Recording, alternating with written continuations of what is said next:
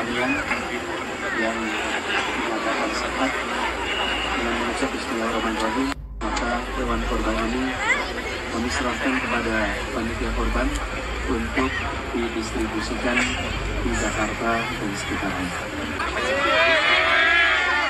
Assalamualaikum warahmatullahi wabarakatuh.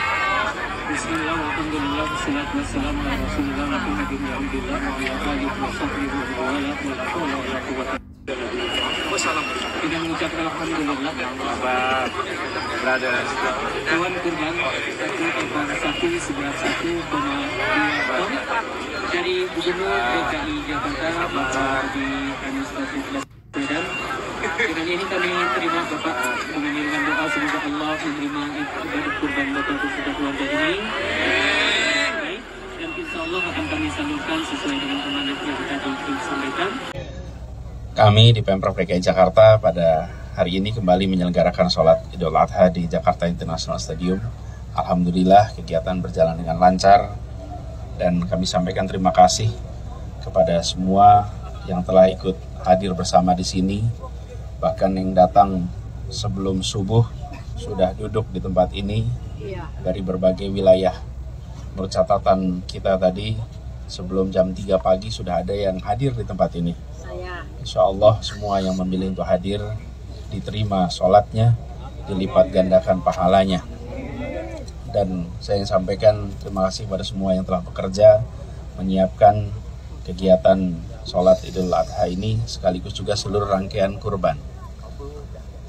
Perlu kami sampaikan bahwa seluruh jajaran Pemprov DKI Jakarta bekerja beberapa minggu untuk mengantisipasi pelaksanaan kurban yang diselenggarakan di seluruh wilayah Jakarta. Alhamdulillah semua masuk dengan baik, semua terkendali, termasuk seluruh pemeriksaan, dan insya Allah hari ini segala kegiatan pemotongan dipantau dan mudah-mudahan nanti semua bisa tuntas didistribusikan dagingnya kepada mereka yang berhak. Barangkali itu aja dulu dari saya, silakan kalau ada pertanyaan. Pak, untuk total hewan kurbannya dan akan disembelih di mana, Pak? Ya, coba sebentar. Satu gitu. Ada lagi? Yang lain? Jumlah yang hadir, Pak. Jumlah jemaah yang hadir. Sama jumlah jemaah yang hadir, Pak, diperkirakan berapa, Pak? Nanti jemaahnya belum dihitung. Baru assalamualaikum. Ya. Ada lagi yang lain? Ya. Ini kan kasus PMK kan masih panjang koordinasi antara pemerintah daerah dengan pusat seperti apa, apalagi wilayah aglomerasi Jabodetabek juga beberapa daerah di Bogor, beberapa Depok juga kena. Ya, kita komunikasi terus. Jadi saya komunikasi rutin dengan penanggung jawab Jawa Bali yaitu Pak Luhut Binsar Panjaitan. Jadi kita komunikasi terus mereview setiap perkembangan. Jadi ya, kita biasa telepon-teleponan, kirim WA, kirim catatan data-data, saling komunikasi. Dan rapat koordinasi pun dilakukan reguler. Jadi insya Allah kondisi terpantau dan kita selalu koordinatif. Kemudian tentang jumlah hewan korban, saya akan minta Bu Kepala Dinas untuk menyampaikan. Silakan Bu. Izin menyampaikan kawan-kawan semuanya, pada saat sekarang ini pemasukan ternak kurban di DKI Jakarta kurang lebih 58.010 ekor. Kenapa seperti itu? Karena memang terjadi lonjakan terutama untuk kebutuhan kambing dan domba.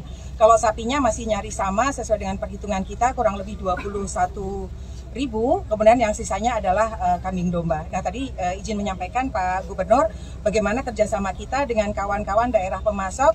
Ternyata memang kawan-kawan Jabodetabek lebih menyukai membeli dari DKI Jakarta, sehingga 58.000 itu kebutuhan di DKI Jakarta 47 sekian, nah sisanya dibawa keluar ke DKI Jakarta. Demikian Bapak.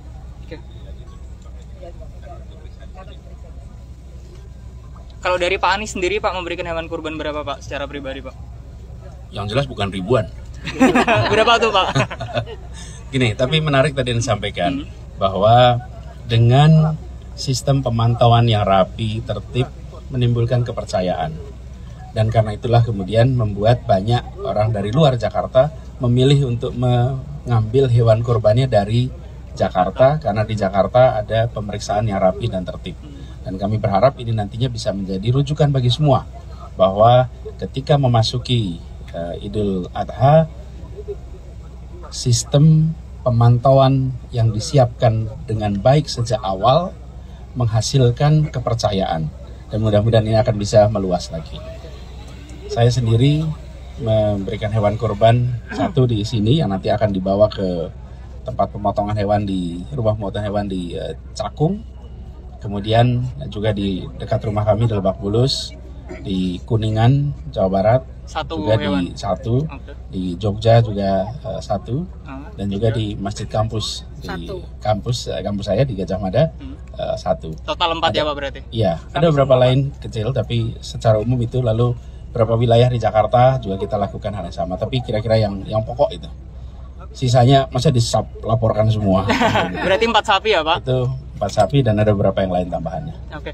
Pak, ada kendala nggak sih Pak jelang ini Pak pelaksanaan sholat id di sini Pak, kendalanya Pak? Alhamdulillah tidak ada, dan karena sudah pernah menyelenggarakan maka seluruh jajaran relatif sudah terbiasa.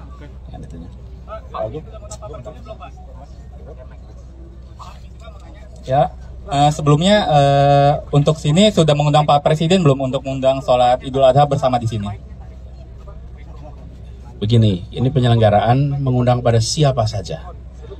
Dan ini diselenggarakan oleh Pemprov DKI Jakarta untuk siapa saja hadir, tidak ada undangan spesifik pada siapapun, karena ini adalah event yang diselenggarakan Pemprov yang rutin diselenggarakan di sini, gitu ya. Jangan jadi headline tuh nanti tak. Pancingan tuh. Pak, semua kepala dinas hadir semua Pak? Apa? Untuk hari ini Pak, semua kepala dinas hadir semua untuk hari Ya, ini? semuanya. Oke, semuanya. Cukup, saya rasa. Terima kasih.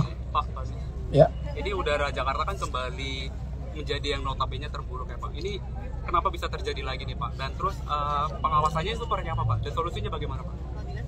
Gini, ini nanti kita bahas khusus ya Mas, karena menurut saya fair kalau melihat hari kemarin misalnya, hari Sabtu, ketika tidak ada aktivitas kendaraan di Jakarta minim, kemudian juga kita menemukan beberapa weekend sebelumnya juga ada kondisi di mana tingkat polusi tinggi sementara kegiatan mobilitas penduduk sedang rendah. Ini menggambarkan bahwa kondisi udara di sebuah wilayah tidak terlepas dari wilayah-wilayah yang lain, karena udara, angin tidak memiliki KTP yang hanya tinggal di tempat tertentu. Ada pergerakan yang begitu luas, dan saya berharap justru kita semua ambil tanggung jawab. Kami di Jakarta misalnya, ketika ada sebuah perusahaan yang mengotori udara, kami ambil langkah mencabut izin lingkungan hidupnya, sehingga harus tutup, tidak bisa diselenggarakan lagi.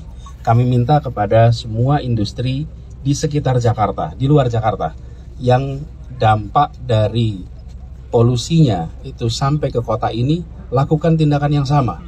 Karena di Jakarta ini alat monitoringnya banyak, jadi tahu. Di tempat-tempat yang tidak ada alat monitoringnya tidak ketahuan. Nah, kami ingin agar semua ambil tanggung jawab, karena kemudian konsekuensi dari udara yang tidak sehat itu dirasakan oleh semua, termasuk kami yang di Jakarta. Jadi termasuk cerobong-cerobong pembangkit listrik. Pastikan bahwa tidak menghasilkan polusi udara yang mengotori, yang sehingga berdampak kepada kita semua penduduk di Jakarta dan sekitarnya. Dengan cara seperti itu maka kita ambil tanggung jawab. Kalau tidak, kita akan terus-menerus sekedar saling tuding, saling lihat, padahal ini adalah hasil kegiatan kita.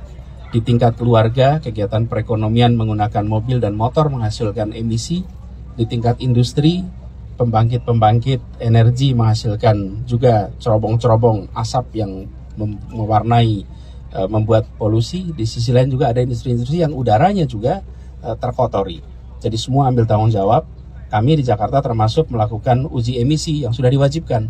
Dan itu bagian dari tanggung jawab kita di Jakarta, memastikan bahwa kendaraan bermotor yang beroperasi di kota ini itu memenuhi persyaratan lingkungan hidup.